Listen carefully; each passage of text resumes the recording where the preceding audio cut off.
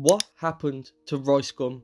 In 2017, RiceGum was everywhere. His diss tracks was charting on billboards. He was pulling tens of millions of views every single time he uploaded. The internet went crazy whenever his name was mentioned. He had some serious clout. Fast forward to today, and most people barely even hear his name or recognise him if shown a picture. So what actually happened? Did he get cancelled? Did he fall off? Or did the internet just simply move on? The real answer is more complicated than most people think, and to understand it, we need to go back to the beginning. RiceGum, whose real name is Brian Kwang Lee, started like many YouTubers in the early 2010s, posting Call of Duty gameplay commentary. At first, he wasn't controversial, he wasn't a villain. He was just another gaming creator trying to grow. But everything changed when he shifted into reaction content and started exposing people online. Instead of just playing games, he started reacting to other creators, especially creators he felt were cringy or fake. This was during a very different era of YouTube. Back then, edgy humour outperformed every other type of content and was extremely high for viewer retention. Call-out culture was growing. Drama wasn't punished by the algorithm, it was rewarded.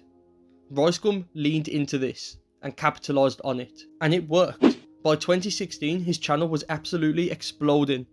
But the real turning point came during what many people now call the YouTube diss track era. And Danielle Bugoli, I'm dropping a diss track on you tomorrow. Why? I'm leaving Sidemen? Mainly because of Ethan. Fuck the Sidemen! Creators weren't just arguing anymore, they were turning drama into music. RiceGum dropped It's Every Night Sis in 2017 featuring Alyssa Violet. The video went absolutely viral, almost instantly. The video racked up hundreds of millions of views and didn't just trend on YouTube, it actually charted on the Billboard Hot 100. For a moment, RiceGum wasn't just an internet personality, he was mainstream. But here's the thing about building your brand on controversy. It scales fast, and it crashes even faster. As his popularity grew, so did the backlash. One of the biggest moments came in 2017 when iDubbbz released a Content Cop episode targeting RiceGum. There's this other YouTuber named iDubbbz. If you do drop a video on me, I swear to God, I'm dropping the best diss track ever. That video alone gained tens of millions of views. It criticised his content, his style, his persona, and his approach to fame. Whether people agreed or disagreed, one thing was clear. RiceGum was no longer just controversial, he was divisive.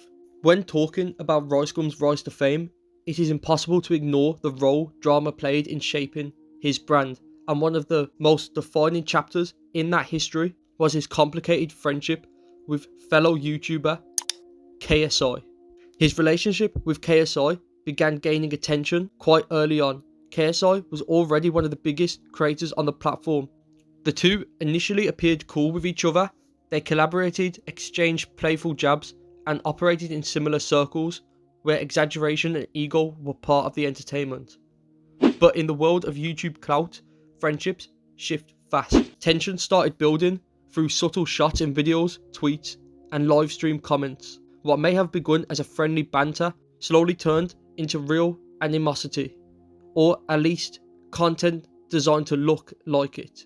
RiceGum built much of his image around being the villain, the guy unafraid to diss anyone, even someone as established and high up as KSI.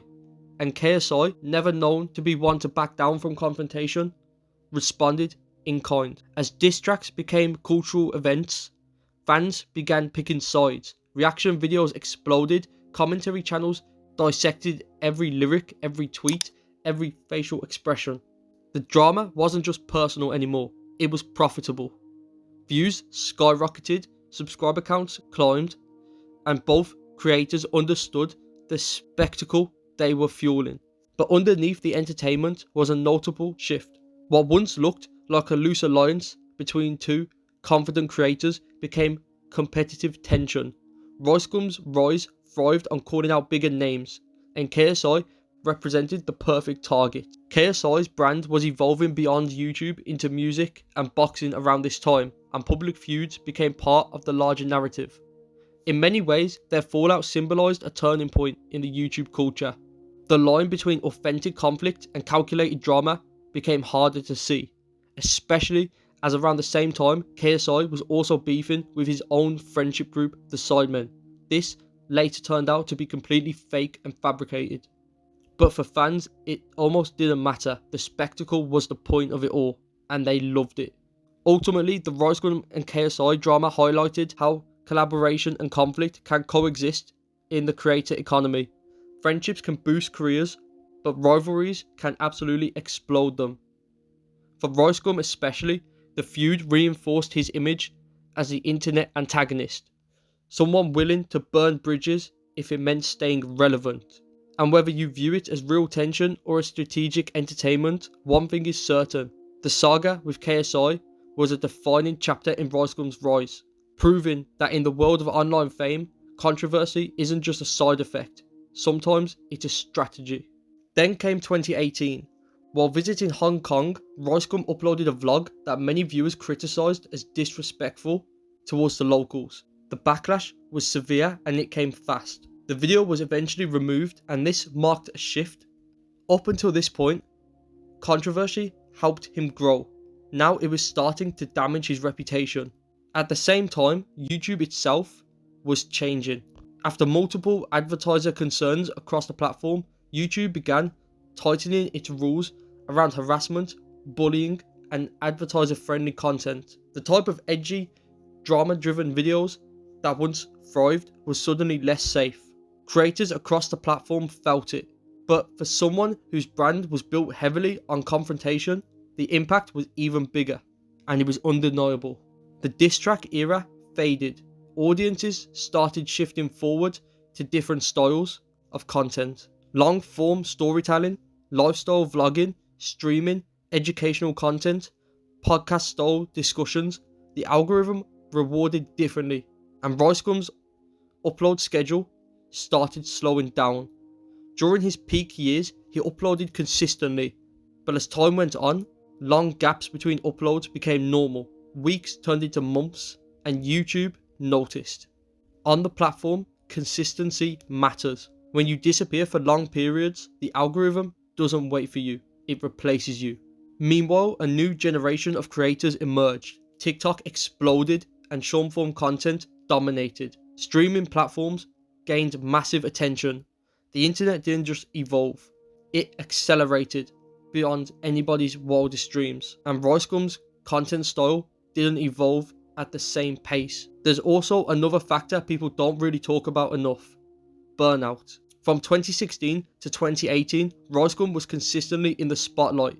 Constant drama, constant criticism, constant reactions. That type of environment isn't easy to maintain long term. Many creators from that same era slowed down or pivoted. The high drama YouTube ecosystem simply wasn't sustainable forever. RiceGum didn't completely vanish though.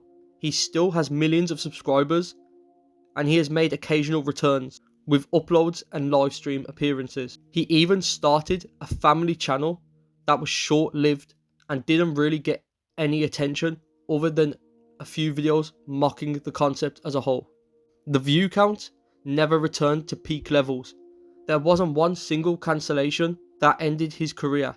It was a combination of platform policy changes, audience fatigue, with drama shifting content, trends, inconsistent uploads, and the natural life cycle of internet fame. RiceGum rose high and burned down even faster. His rise was perfectly aligned with one specific era of YouTube. When that era ended, so did his dominance on the internet. Fame is fast, but staying relevant is hard. Much harder than going viral in the first place. We've seen it countless times. RiceGum was just unfortunately another statistic. And in a world where trends change every year, even the biggest creators can fade into the background.